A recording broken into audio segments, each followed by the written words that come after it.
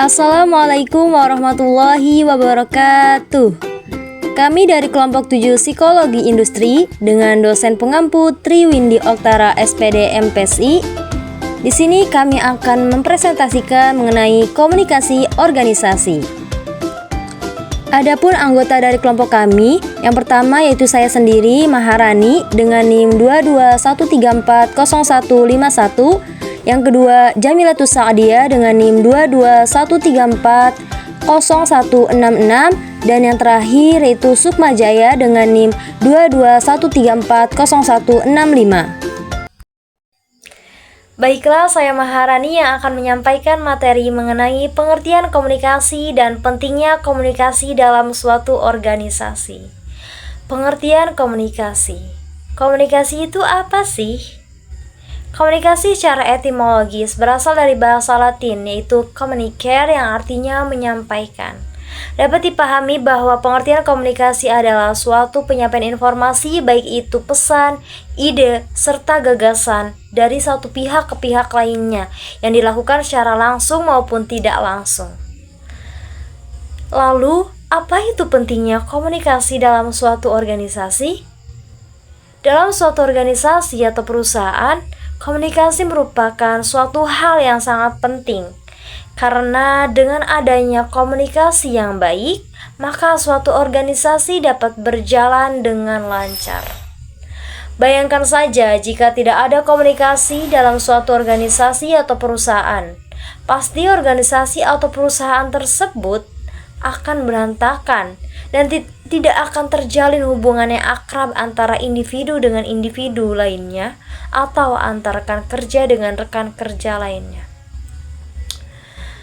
Apalagi bagi seorang pemimpin, komunikasi itu sangatlah penting dimiliki oleh seorang pemimpin karena berkaitan dengan tugasnya untuk mempengaruhi, membimbing, mengarahkan, mendorong anggota untuk melakukan aktivitas tertentu guna mencapai tujuan yang telah ditetapkan, serta mencapai efektivitas dalam kepemimpinan, perencanaan, pengendalian, koordinasi, latihan, manajemen konflik, serta proses-proses organisasi lainnya. Selanjutnya adalah saya Jamilatus Sa'adiyah yang akan menyampaikan materi tentang karakteristik komunikasi. Yang pertama, komunikasi dalam menyampaikan informasinya itu harus jelas, harus sederhana sehingga dapat dipahami oleh si pembaca atau si pendengar. Yang kedua adalah benar, yaitu informasi yang harus kita berikan sesuai dengan faktanya, sesuai dengan validnya, dan tidak boleh samar-samar. Yang ketiga adalah lengkap. Informasi yang kita berikan harus lengkap, tidak boleh setengah-setengah, karena itu akan mempengaruhi si pembacanya. Dan yang keempat adalah tepat. Informasi yang kita berikan harus ringkas, jelas, padat, sehingga si pembaca dapat menyerapnya dengan baik. Dan yang kelima adalah informasi yang kita berikan harus memiliki unsur kesopanan dan penghormatan kepada setiap pembaca dan penerimanya. Selanjutnya adalah materi tentang peran dan fungsi komunikasi. Nah, peran dan fungsi komunikasi ini adalah untuk mengungkapkan rasa emosional kita dan perasaan kita kepada halayak ramai. Yang kedua adalah untuk menyampaikan pendapat kita kepada masyarakat atau kepada semua orang.